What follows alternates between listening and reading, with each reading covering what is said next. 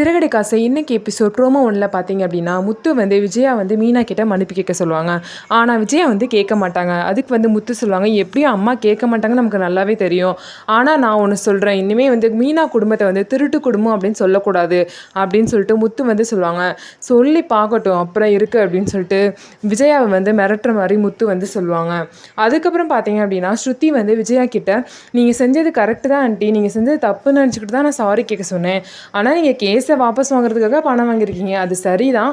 ஆனால் அதை வக்கீல்கிட்ட வாங்காமல் டேரெக்டாக மீனா கிட்டே வாங்கியிருக்கலாம் அப்படின்னு சொல்லிட்டு சொன்னாங்க. உடனே விஜயா பார்த்தீங்கன்னா ரவியை பார்த்து என்ன இப்படிலாம் பேசுகிறா அப்படின்னு சொல்லிட்டு கேட்குறாங்க. அதுக்கு ரவி சொல்கிறாங்க, ஆமாம் கரெக்டாக தானே சொல்கிறா அப்படின்னு சொல்லிட்டு ரவி வந்து சொல்கிறாங்க.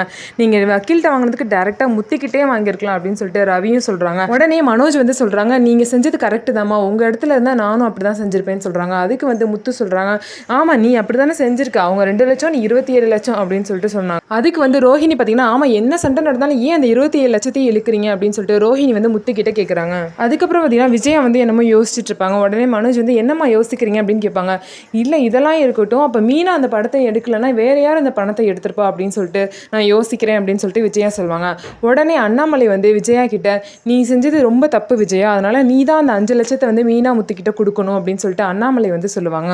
அதுக்கு வந்து விஜயா வந்து நான் அவ்வளோ பணத்துக்கு எங்கே போவேன், என்னாலாம் முடியாது அப்படின்னு சொல்லுவாங்க. அதுக்கு வந்து அண்ணாமலை சொல்லுவாங்க, அதெல்லாம் எனக்கு தெரியாது, நீ நகையை வச்சு கொடுப்பியோ இல்லை கீழ் வீட்டை லீஸுக்கு விடுவியோ அதெல்லாம் தெரியாது, பணத்தை வந்து நீ அவங்கள்ட்ட கொடுத்துருக்கணும் அப்படின்னு சொல்லிட்டு சொல்லுவாங்க. அதுக்கு பார்த்தீங்கன்னா விஜயா வந்து யோசிச்சுக்கிட்டே இருப்பாங்க. உடனே அண்ணாமலை வந்து, நீ என்ன பாவம் செஞ்சாலும் அது எனக்கும் தானே சேரும், அதனால நானே பணத்தை கொடுக்குறேன் 5 லட்சத்தை, நான் இனிமேல் வேலைக்கு போய் கொடுக்குறேன், என்னோட பென்ஷன் காசை கொடுத்தா அது பத்தாது, அதனால நான் வேலைக்கு போய் கொடுக்குறேன்பாங்க.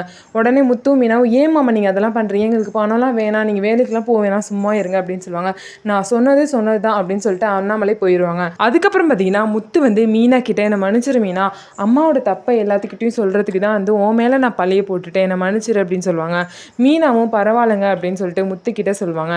இதுதான் இன்னைக்கு எபிசோட் ப்ரோமோ ஒன்றில் நடந்த விஷயம். இந்த வீடியோ உங்களுக்கு பிடிச்சிருந்தா நம்ம வீடியோவை லைக் பண்ணிக்கோங்க. அதுக்கப்புறம் நம்மளோட சேனலை சப்ஸ்கிரைப் பண்ணிக்கோங்க.